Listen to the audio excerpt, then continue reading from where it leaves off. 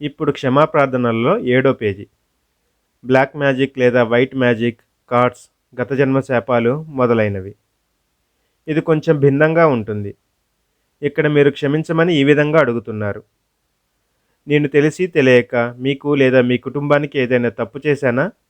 దానివల్ల మీరు కోపంతో తప్పుదిశలో ఏదైనా చర్య తీసుకున్నట్లయితే దానికి నేను నా కుటుంబం తరపున క్షమాపణ కోరుతున్నాను.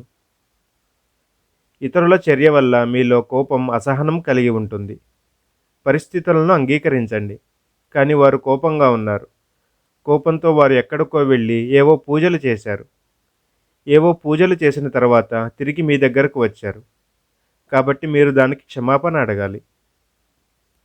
వారు నాకు వ్యతిరేకంగా పూజలు చేస్తే నేను ఎందుకు క్షమించమని అడగాలి అని మనకు అనిపిస్తుంది.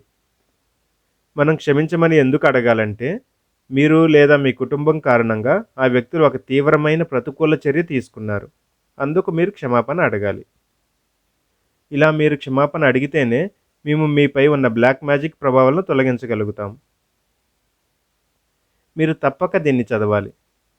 కొందరు ఏమంటారంటే, లేదు లేదు, మేమేమీ చేయలేదు, మేమేదో తప్పు చేశామని మాకు అనిపించడం లేదు అని అంటారా? అలాంటి పరిస్థితుల్లో మేము మీకు సహాయం చేయలేము. మీరు మా దగ్గరకు రాకండి. సరే, తర్వాత మీరు చేయాల్సింది చుట్టూ ఉన్న వారందరినీ, మీకు మీ కుటుంబానికి సంబంధించిన వారిని క్షమించడం. మీరు 3 సార్లు క్షమిస్తున్నాను మరియు మర్చిపోతున్నాను అని మనస్ఫూర్తిగా చెప్పాలి. శాంతి, సహృద్భావం, భగవంతుని దివ్యకాంతి, ప్రేమ, కృప వారిపై ఉండాలని కోరాలి. ఇప్పుడు మీరు వారిని మరియు వారి కుటుంబాన్ని ఆశీర్వదించాలి. దయచేసి ప్రశాంతంగా ఉండండి అంటే ఆ వ్యక్తి ఆత్మలో ఉన్న ప్రతికూలత, కోపం, చెడు భావాలు శాంతిగా వెళ్ళిపోవాలని కోరడం. వ్యక్తి కాదు.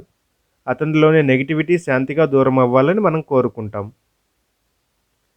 దయచేసి ప్రశాంతంగా ఉండండి, దయచేసి ప్రశాంతంగా ఉండండి, దయచేసి ప్రశాంతంగా ఉండండి. ఇలా 3 సార్లు చెప్పాలి. వారిలోని ప్రతికూలత తిరిగి మన దగ్గరికి రాకూడదు అని మనస్ఫూర్తిగా కోరాలి. దాన్ని మనం సచేతనంగా అంగీకరించి అది సాకారం అవుతుందని భావించాలి. భగవంతుని దివ్యకాంతి, ప్రేమ, కృప వారిపై ఉండాలని ప్రార్థించండి.